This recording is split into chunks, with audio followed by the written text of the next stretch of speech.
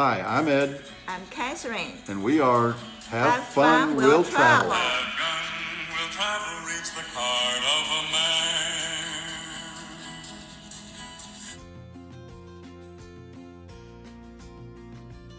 Day 2, Little Rock, Arkansas to Nashville, Tennessee. We are leaving Arkansas and taking the Hernando de Soto Bridge to cross the mighty Mississippi into Memphis, Tennessee. Today we're driving straight through to Nashville, but we will stop back in Memphis, home of the blues, on our return trip.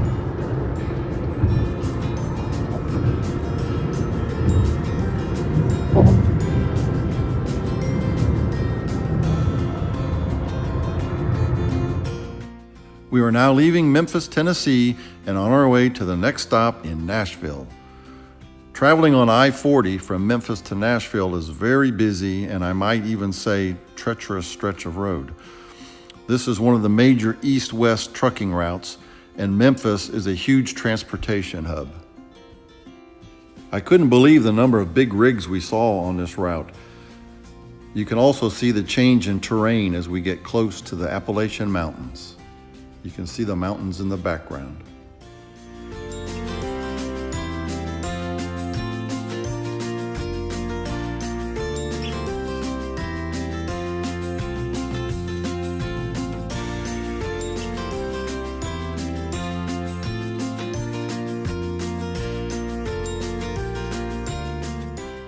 We were hoping to get to Nashville early and spend some time in downtown, but there was a horrible accident about an hour outside of Nashville.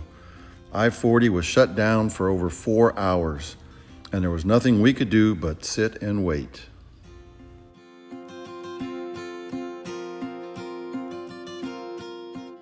At least we had beautiful scenery around us while we were waiting. As you can see, the leaves on the trees starting to change for the fall. We finally made it to Nashville, though 4 hours late, and therefore we won't have much time to look around the town tonight.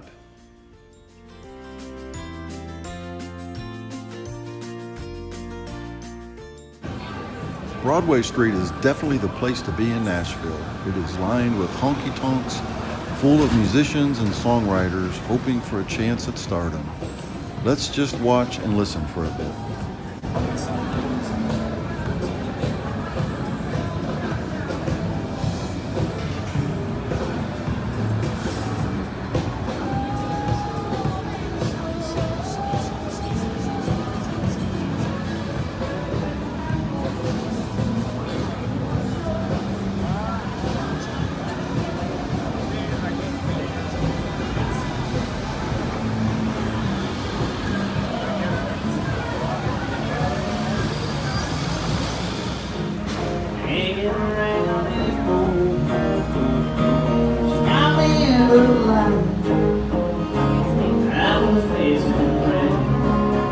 I would definitely recommend one of Memphis's hop-on, hop-off bus tours that allows you to hop on the bus, hop off the bus at your leisure, and the buses run most all day. We were very pleased with Old Town trolley tours. Now let's take the bus tour down the famous or infamous Broadway Street.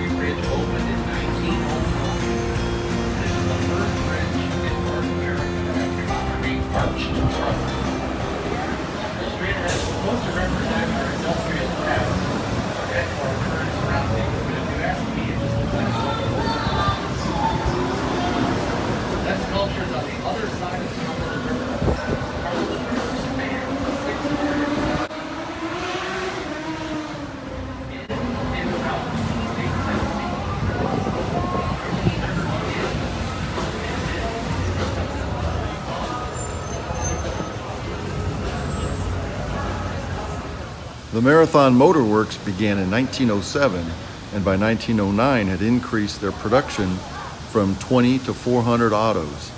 They stopped production in 1915, however, due to not being able to keep up with production demand and also some bad business decisions. Today, this is a pretty cool area. It's full of lots of shops and antiques. One store is owned by Mike Wolfe, fame of American Pickers TV show. And then there's the Greenbrier Distillery, where you can actually buy a whiskey or moonshine slushie, which, by the way, was very good. Here is the Legends Corner mural on Lower Broadway. Can you name the 14 country legends pictured on the mural? If you go to one of the many honky tonks on Broadway, who knows, you may be watching a future country and western legend in the making.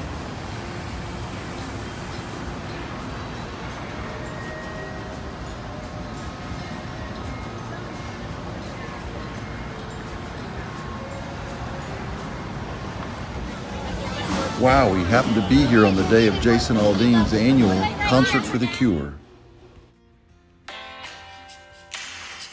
You're my inspiration, girl. You take me places, put the words right into these songs. Tennessee Capitol Building is one of the few capitals without a dome. We had a fabulous lunch at the farmer's market at a place called Two Peruvian Chefs. Here are some other photos from the farmer's market.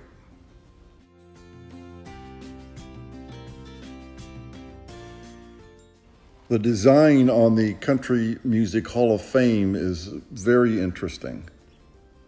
Note the stone bars on the side of the building.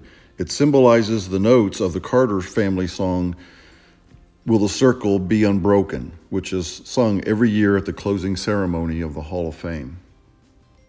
Can the circle be unbroken by and by, Lord, by and by? There are 4 tiers on the roof of the building symbolizing the evolution of recording: the 78, the 33, 45, and the CD. Sorry, nothing for the 8-track or cassette.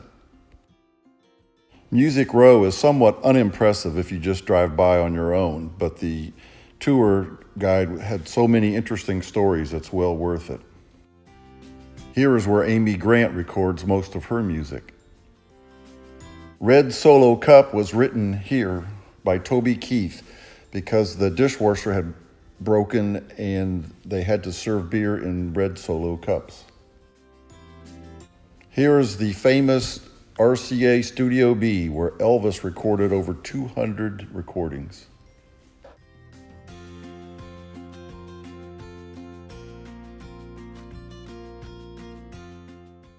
ASCAP collects all licensing fees from users of music, like commercials, and then distributes it back to the royalty owners.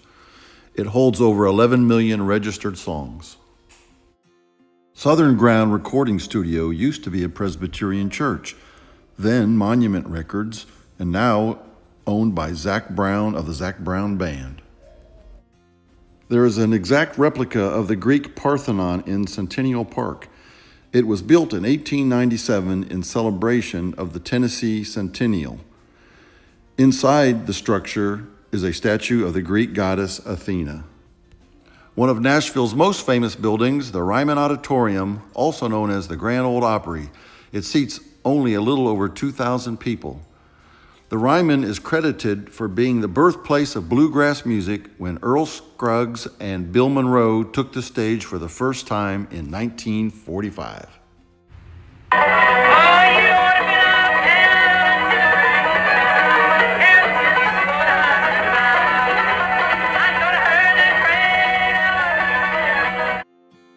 In front of the Ryman Auditorium is a statue of Bill Monroe. The F.W. Woolworths on 5th Street still has a lunch counter, but oh, so much more. It also has live music. There have been sightings of Elvis in Nashville. We were lucky to catch him once. Thank you very much.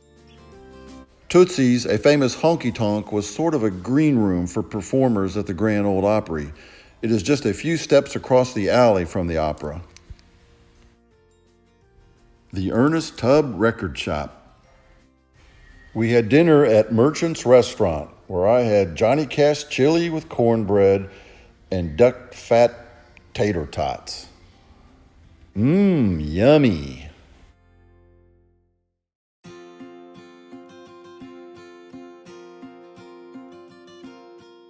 Let's listen to the tour guide as we finish up Music Row. Covers Everybody owns all this business through here, and he owns the historic Quonset hut, which is actually embedded in the building in the back for preservation. This is the first recording studio on Music Road. The Bradley brothers, Owen and Harold, opened the Quonset hut in 1955. They recorded Patsy Cline, Hank Williams, Loretta Lynn. All of that early wave music.